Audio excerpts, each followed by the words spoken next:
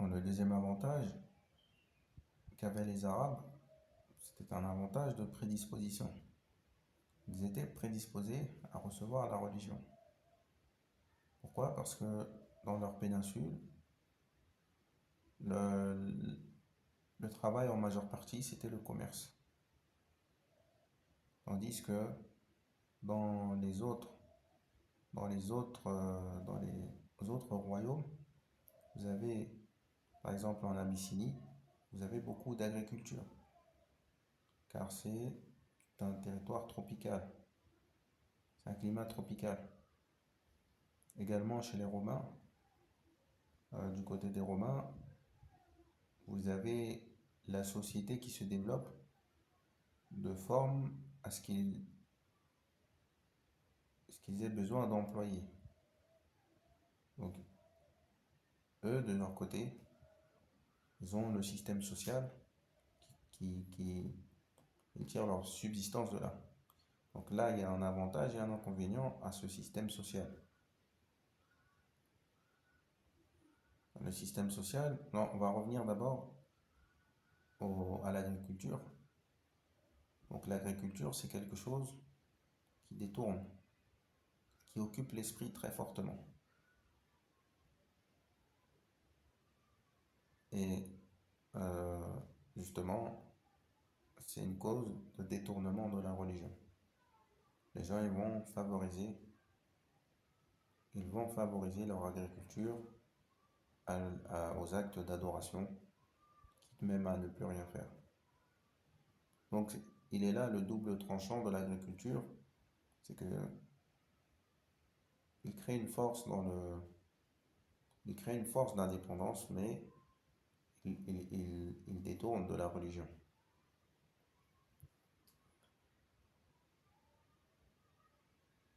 Et Ibrahim alayhi salam parle de cette chose-là, du fait d'avoir mis de sa descendance dans une vallée sans agriculture, qui n'a pas d'agriculture, dans le but qu'ils établissent la prière, dans le but qu'ils ne soient pas détournés. Nous allons venir, Inch'Allah, à l'histoire d'Ibrahim alayhi salam. Donc l'inconvénient qu'il y avait chez les Romains, c'est que l'avantage à double tranchant. Le système social qu'ils avaient, c'est que lorsque l'un cherche à, à gagner quelque chose, en priorité, la première chose qu'il va faire, c'est de voir est-ce qu'on ne peut pas l'employer, on ne peut pas trouver une place dans la société afin que à chaque moment donné, puisqu'il s'organise avec on peut dire avec un timing. Voilà, chaque période donnée, il va recevoir, ou bien en mission, chaque période donnée, chaque mission, etc., il va recevoir son salaire. Le double tranchant de cette chose-là, donc l'avantage, c'est que la personne qui travaille dans ce système-là, elle peut dire, prévoir, faire des calculs, des choses à l'avance, voilà. C'est quelque chose, c'est un système qui donne beaucoup d'espoir et qui apporte une tranquillité à l'esprit. Et certaines personnes, voilà, ont des objectifs de monter plus haut pour gagner ça, elle va devoir faire telle et telle chose. C'est tout est prédisposé dans ce système-là. Et l'inconvénient, c'est qu'il crée une dépendance chez les personnes qui sont à la tête de ce système-là. Donc, eux, les Romains, n'étaient pas prédisposés pour recevoir la dernière religion. Et c'est ce qui fait que, en fait, si celui qui est à la tête, décide de s'opposer à la religion, ça va créer une grande chaîne. Et les gens n'ont pas d'expérience dans le commerce. Donc, lorsque viennent des épreuves où il doit laisser son statut, c'est quelque chose de lourd pour son esprit.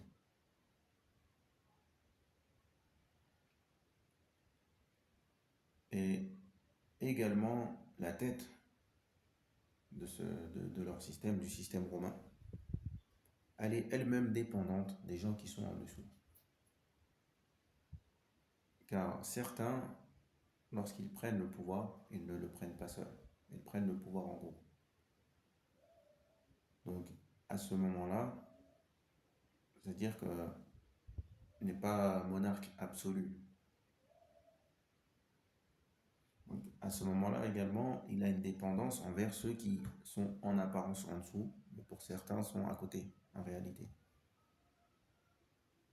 Donc, lui-même, lorsqu'il voit que les gens qui sont autour de lui là, sont un peu réticents, ça va le pousser également à être réticent. Donc finalement, ce système-là, les doubles tranchants, le double tranchant est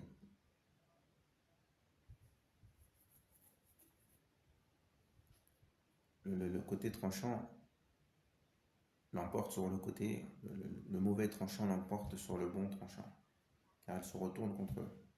Et le risque est déjà écrit. Ils se retournent entre eux et les uns sont devenus faibles d'esprit en fait. Ils ont une richesse palpable, mais la richesse d'esprit n'est pas là. Ça, ce n'est pas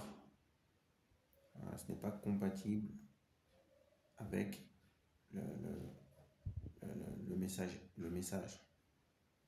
Ce n'est pas compatible avec le message, avec la transmission du message. Car une personne comme ça qui doit transmettre une autre, avant de le faire, elle va se poser un lot de questions. Comment est-ce qu'il va réagir? Est-ce qu'il va parler? Il va me mentionner à mes supérieurs, etc., etc. Et la personne d'en face est déjà partie. Non, ça ne peut pas aller comme ça. Et également au niveau des Perses, ils ont un système social aussi également. Il y a le fait de rentrer dans l'armée, d'avoir des grâces du roi, des choses comme ça. Donc ils sont attirés par ça. Et ils font des conquêtes.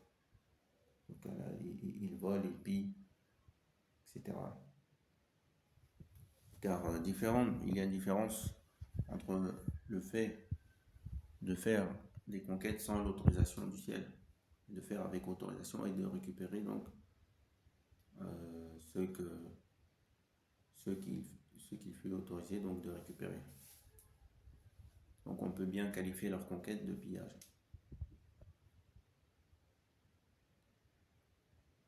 Nous en arrivons donc aux Arabes, donc, puisque leur terre, il n'y a pas d'agriculture, il n'y a pas de système social comme le système des Romains.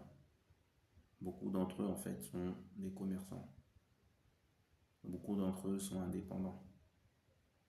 Ils n'ont pas peut-être pour la plupart la richesse palpable, mais ils ont la richesse mentale. Et ce qui leur permet d'adopter certains comportements. C'est-à-dire que le fait de refuser une chose, ça peut paraître anodin, mais c'est quelque chose qui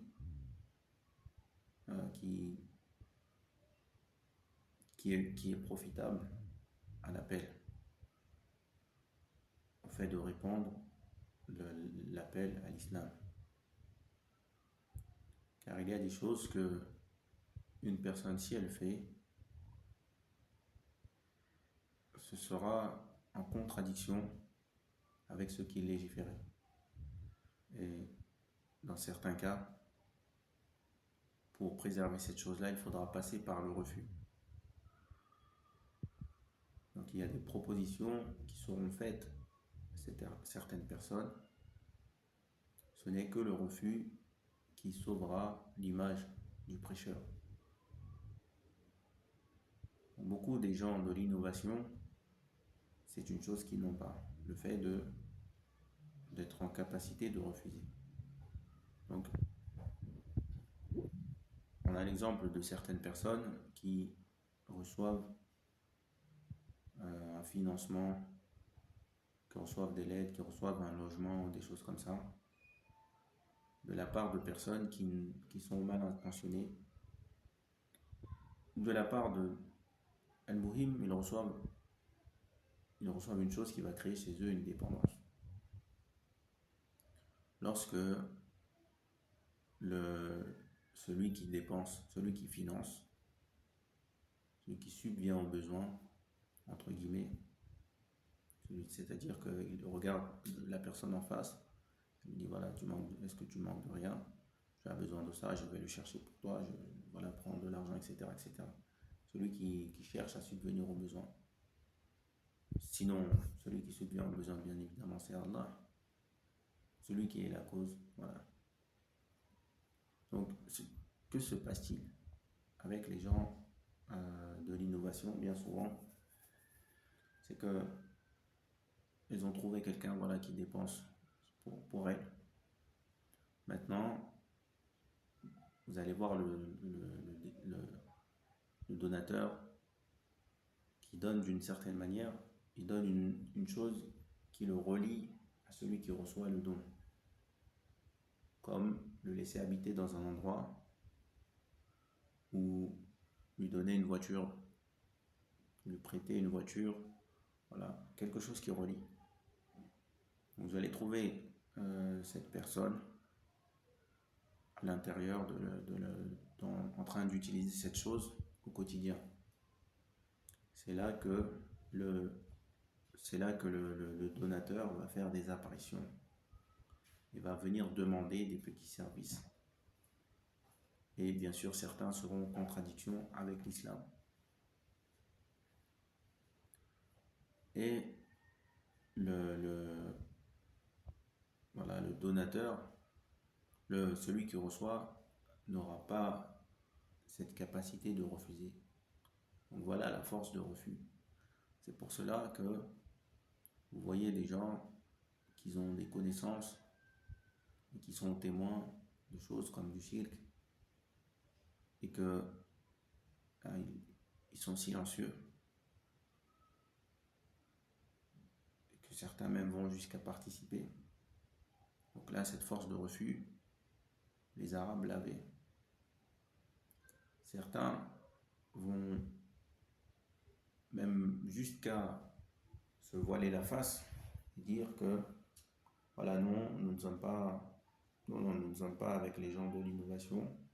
Ça peut nous arriver que voilà, on va faire de la bid'a avec eux, mais nous ne sommes pas avec eux. Ça, c'est ce qui s'appelle se voiler la face. Et je demande à Allah qu'il redonne aux musulmans leur indépendance, car en réalité, c'est peut-être la clé pour diminuer l'innovation, la propagation de l'innovation.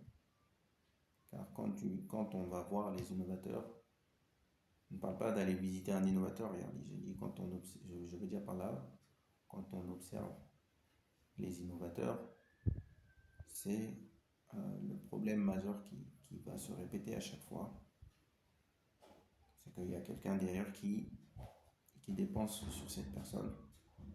Et que voilà, soit ils ne travaillent pas, soit ils travaillent mais pas assez, ils acceptent. Et on voit que l'imam Ahmed, rahimahullah, il était très fort dans ce domaine, le domaine du refus, le domaine de l'indépendance, le domaine de se passer des autres.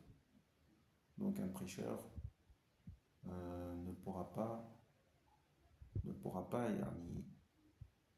être en pleine puissance jusqu'à ce qu'il acquiert une indépendance. Ceci se travaille au fil du temps avec les doigts, avec les prises d'occasion et avec le travail, le commerce. C'est pour ça que les étudiants en sciences qui ne travaillent pas sont dans l'erreur, qui n'ont pas de moyens de subvenir à leurs besoins sont dans l'erreur. Et on a vu beaucoup qui sont partis étudier, sont restés comme ça, sans chercher à gagner quoi que ce soit. Ils sont arrivés à des âges avancés. Et puis tout ce qu'ils ont étudié, une grosse partie, finalement, ils ne veulent plus le mettre en pratique. À partir du moment où ils ont trouvé quelqu'un qui va les aider, ils vont se soumettre à cette personne. Ils vont se transformer en chaise.